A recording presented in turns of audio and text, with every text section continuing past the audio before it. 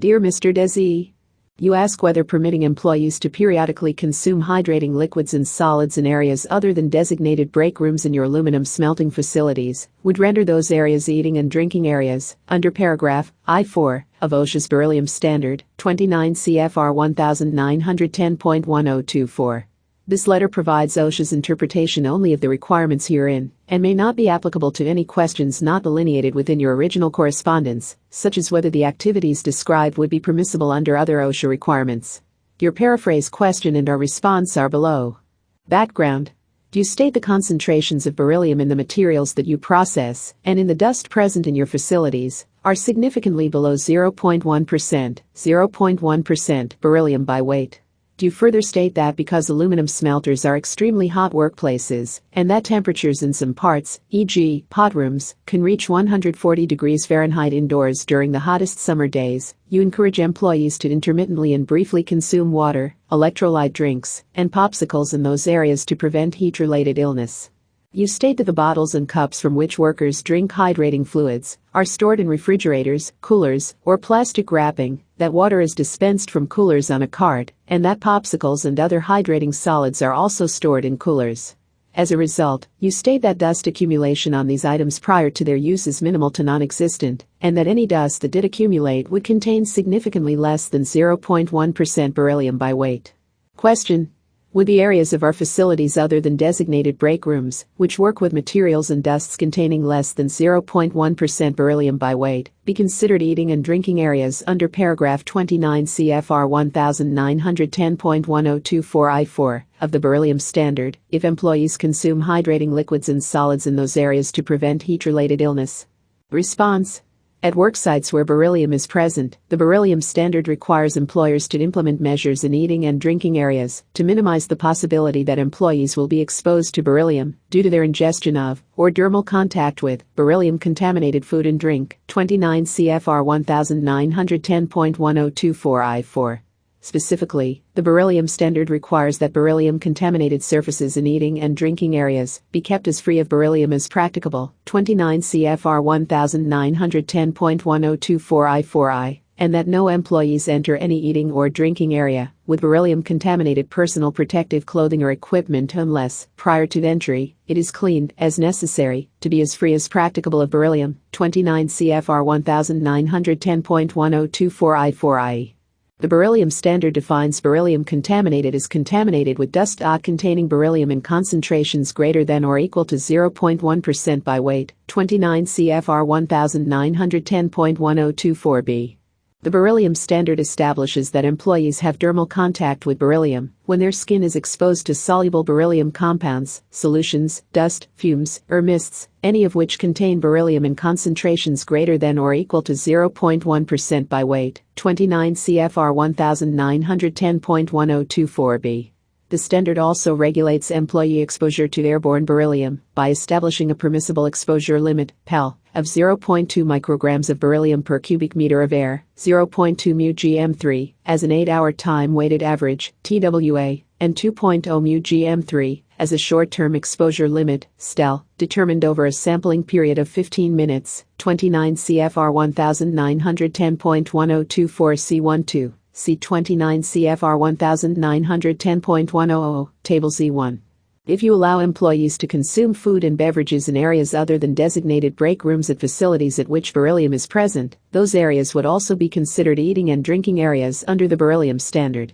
However, because you stated in your letter that the dust in your facilities contains less than 0.1% beryllium by weight, neither the surfaces in the areas you identified, nor the personal protective clothing or equipment used in those areas, would meet the definition of beryllium contaminated in the Beryllium Standard. Thus, under the specific circumstances that you described in your letter, you would not be in violation of sections 29 CFR 1910.1024 I-4 II. The Beryllium Standard also requires that employer-provided eating and drinking facilities comply with OSHA's Sanitation Standard, 29 CFR 1910.141, 29 CFR 1910.1024 I-4E. The Sanitation Standard states that no employee shall be allowed to consume food or beverages in any area exposed to a toxic material, 29 CFR 1910.141 grams 2, and defines toxic material as a material in concentration or amount, which exceeds the applicable limit established by a standard, such as 29 CFR 1910.1000 and 1910.1001, 29 CFR 1910.141A2.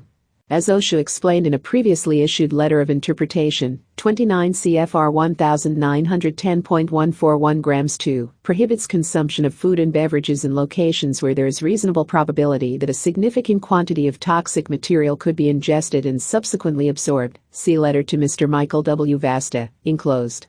If the dust in these areas of your facilities contains less than 0.1% beryllium by weight, not enough to cause dermal contact with beryllium, and airborne exposures to beryllium remain below the TWA Pell Stell, then the amount of beryllium in those areas would not be high enough to be considered a toxic material under the sanitation standard.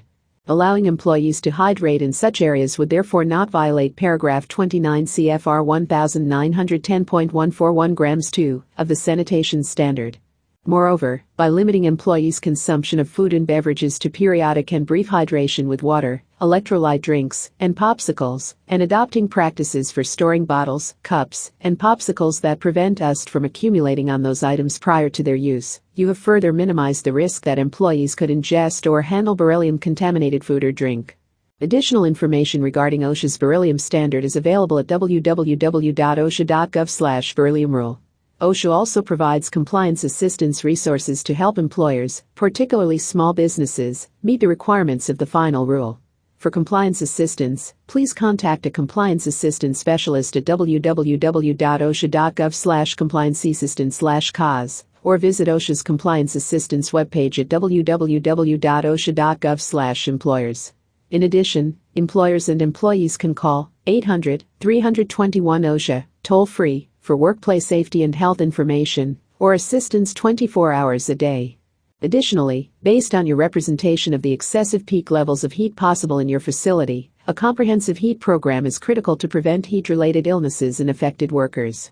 Hydration is only one part of a comprehensive program. In addition to hydration, a heat illness prevention program should include, but not be limited to, rest breaks, acclimatization, and training on heat illness prevention. Rest breaks offer the ideal opportunity for employees to hydrate while they lower their body temperature away from the excessive heat. Additional information on heat-related illnesses can be found on OSHA's Safety and Health Topics webpage on occupational heat exposure at www.osha.gov/sltc/heatstress. Thank you for your interest in occupational safety and health. We hope you find this information helpful. OSHA's requirements are set by statute, standards, and regulations. Our letters of interpretation do not create new or additional requirements, but rather explain these requirements and how they apply to particular circumstances.